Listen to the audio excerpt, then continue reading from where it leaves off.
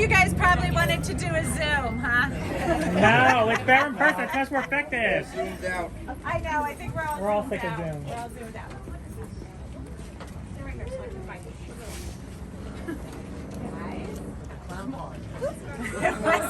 I know it's better out here, isn't it? A little better outside. We got a little. Do we want to have can all the elected officials come up just so you guys can see who's And I'm currently running for office, Malker Board of Education in November. Are the candidates for elected office allowed up there? Good luck. Good luck.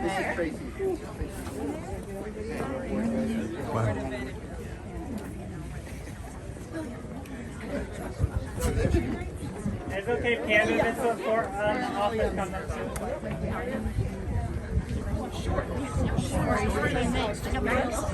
I got my heels on. I got my shoes. You're not elected. Hold on. You're not elected. I don't think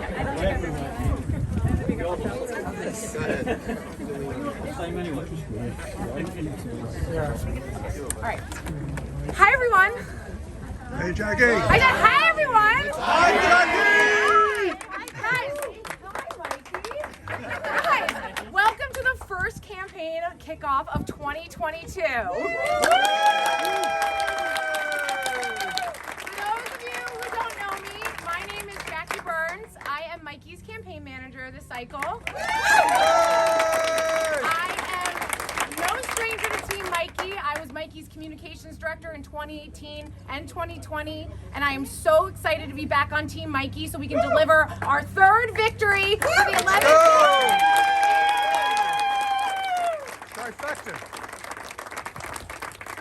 There are 220 days until November 8th. Not that I'm counting. Not that I don't have a rip-away calendar on my desk. So we have a lot to do. We're going to bring up some speakers today to talk about what's at stake, how you can get involved. I am so thrilled that we couldn't fit in that room and we had to bring this outside because this is exactly the energy that's going to drive us to victory in November.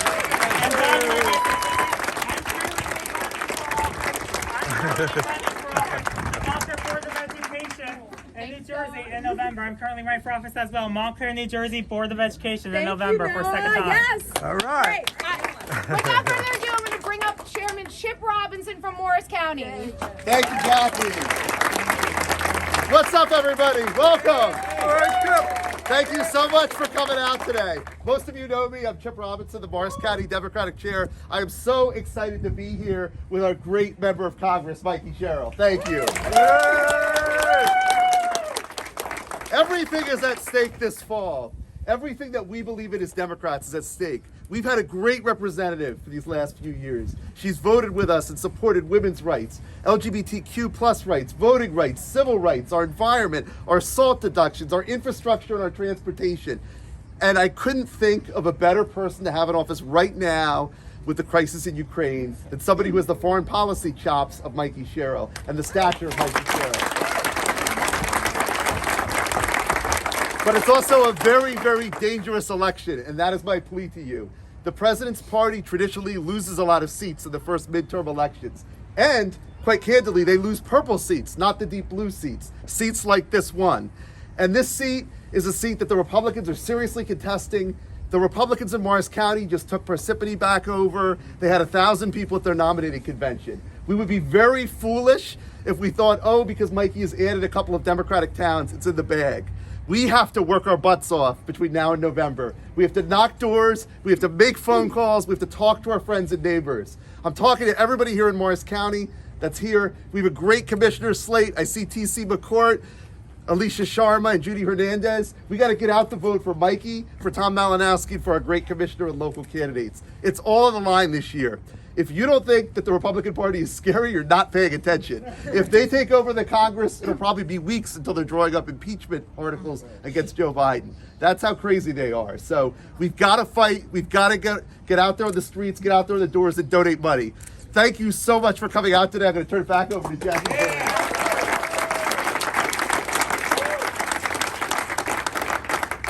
So we have 3 counties in our district this year after redistricting: Morris, Passaic, and Essex. Chairman Curry couldn't be with us here today, but I'm going to bring up Mayor Keith Kasmark on behalf of Passaic County, talk a little bit about our GRC. Hi, Congresswoman. Hey, Keith. You have to love on the one day that you show up in sweats to an event that you get called in to stand in for Chairman Curry, who's a little under the weather this afternoon. We wish the chairman well. But Mikey, I could not be happier to be here with you today, supporting your second re-election campaign. You know, it's funny, we have a national star that represents us in Congress. Last June, I was walking through a Publix supermarket in Key West, Florida, and a woman walked up to me and went, "Do you know Mikie Sherrill?" Because I had your shirt on. And I went, "I'm in Key West, Florida." But we have a superstar that represents us in Congress, and we have to fight for her. We have to fight for her every day between now and Election Day. Because as Chip said, this election is probably going to be one of the most difficult that we have seen in the last 25 years. I say to my local candidates, to our county candidates in Passaic County all the time, the wind is going to be in our face in this one, not at our back like it was in 2018. So Mikey, I can tell you, Little Falls, Totowa, Woodland Park, and half of Wayne is going to be in your corner this year, and we're going to fight like hell to get Mikie Sherrill reelected.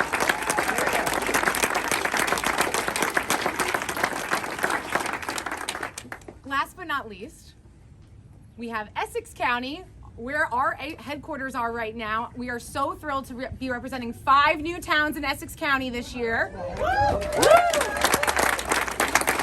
We've got South Orange, Maplewood,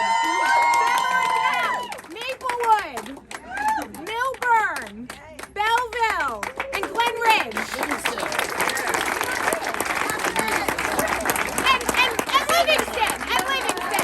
Livingston. So without further ado, we are honored to have Essex County Executive Joe DiVincenzo here kicking off the show. First of all, he was worried about his sweats. I never wear a suit. This is my 8th stop. This week I wore a suit every day, Mikey. Oh, that is. And that's not Joe D. That's a lot. That's a lot. But, you know, you mentioned about Essex County being a strong Democratic county, which we are.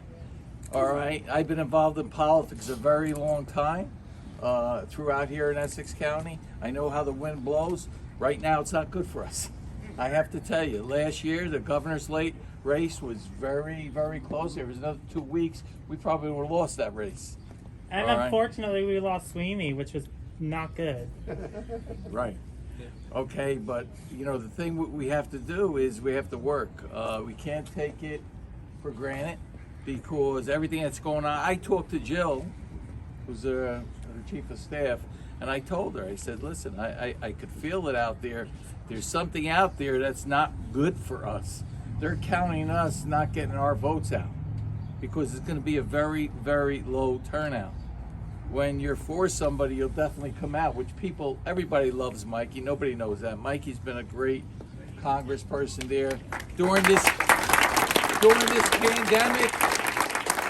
pandemic. She's been absolutely the best.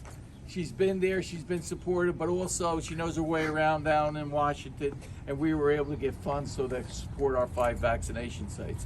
And anytime I call her, she's always there for the people of Essex, but also her district. And I'm very concerned about what's going on. We can't take it for granted, especially in this district. You know, everybody thinks because those towns are coming here from Essex into her thing, which is great. We love having them, but we're gonna have to work, all right? We need her to get reelected, Mikey. It's very important for all of us, and then we'll see what happens, okay?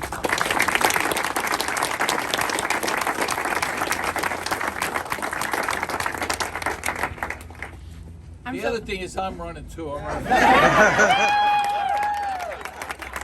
running for Montclair Board of Education. I'm running for office as well.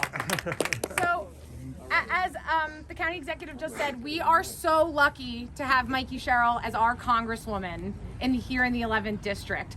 The path to victory in November, the path to holding the House, runs straight through New Jersey.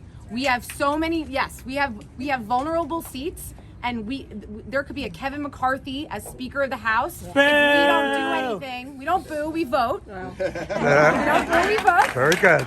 So it is, I'm gonna steal that from Barack Good Obama. messaging. Without further ado, our Congresswoman Mikie Sherrill.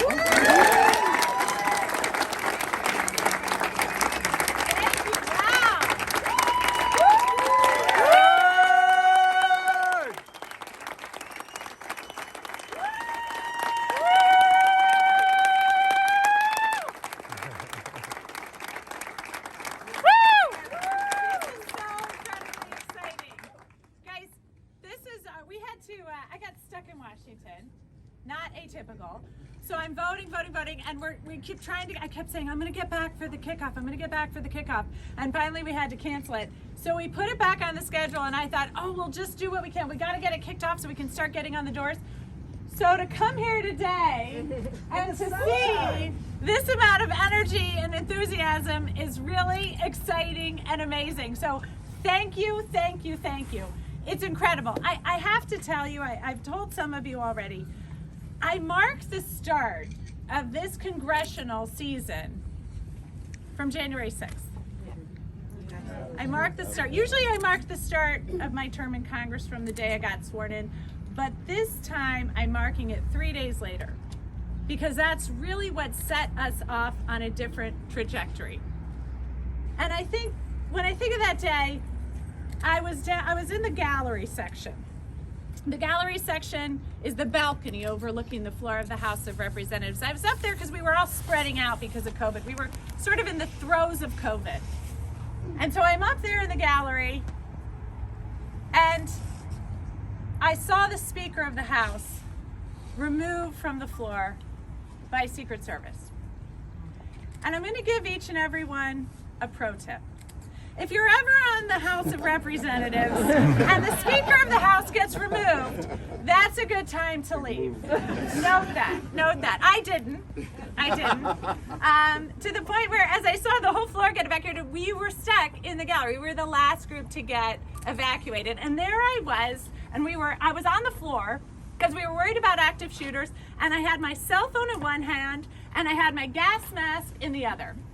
And I had two distinct thoughts that day. In one part of my brain, I was heartbroken.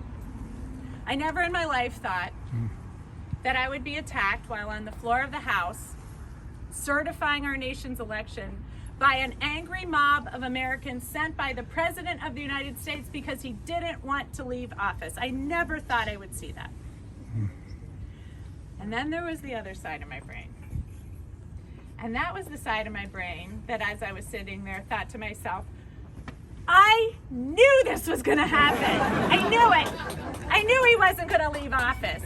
I'd been doing everything I could to make sure that we were ready for that our military was ready. I'd been talking to the chairman of the Joint Chiefs, to the Secretary of Defense, saying, do you know your responsibilities? Do you know what you have to do to peacefully transition power? Do you know who your allegiance is to in a transition? And our military knew. And then I'd been meeting with constitutional scholars and members of Congress like Jamie Raskin, so we could ensure that we were turning over power peacefully. And as I arrived that day, I felt pretty good. Each state had seated the correct electors. They'd sent them to the Library of Congress. They'd sent them over. We knew we had the numbers to pass it in Congress. The Vice President Pence seemed to be in line with what we needed to do. So I felt pretty good. And then we were attacked. And so as I've gone for it every day since that day, thinking about what path is our country on? Are we going to go down that path of division? Or can we unite? Can we come together as a nation and fight for the things we believe in and trust in our democracy? Can we support our election system? Can we have faith in it? And I'll tell you, I have not felt more convinced since that day than right now of the path we are on.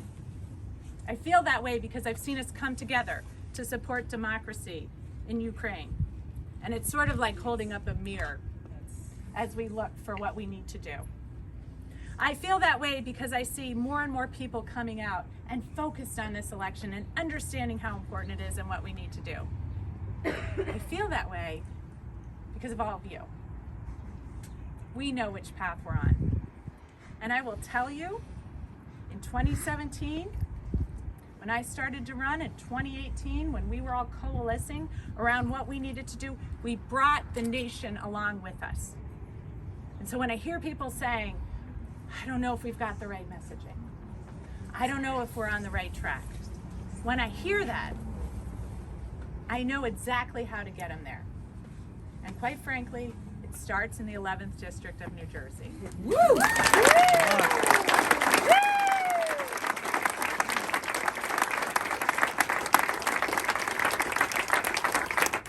So from the bottom of my heart, thank you. And I really just want to wish that God bless all of you and God bless the United States of America.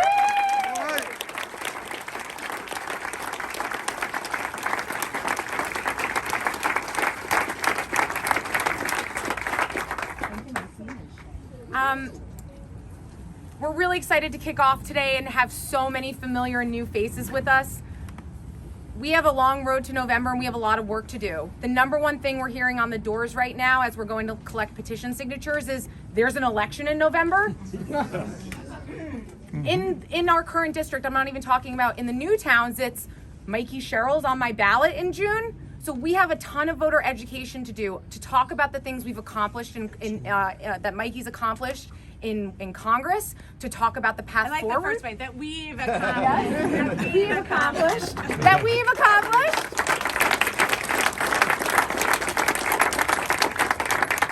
You guys know that's going to take manpower. That's the phones, that's the doors, that's the conversations with friends. So I'm going to bring up Scott Altieri from our team to talk a little bit about our field program. Hi, Scott.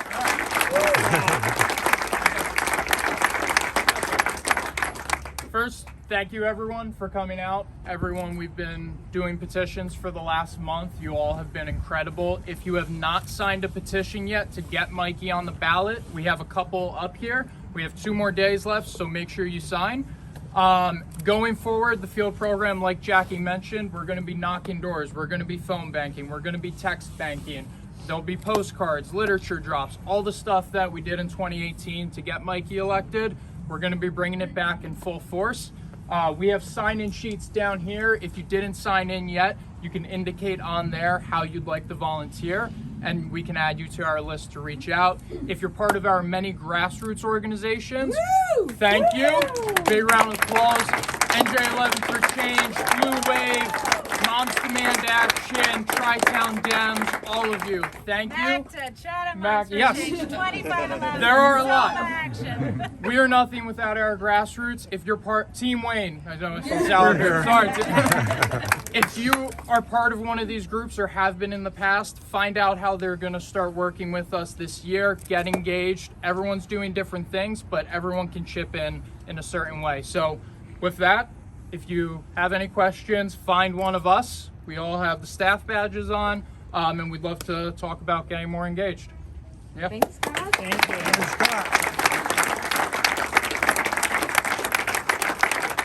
All right, we can't let this moment go by without taking a giant group photo. So I'm going to have everybody flip around, and Cindy Lessick, I see you over there.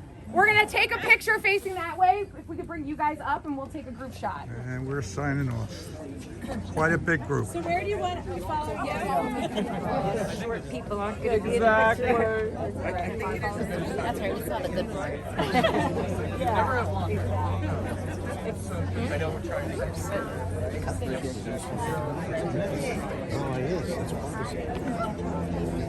Yeah, seriously.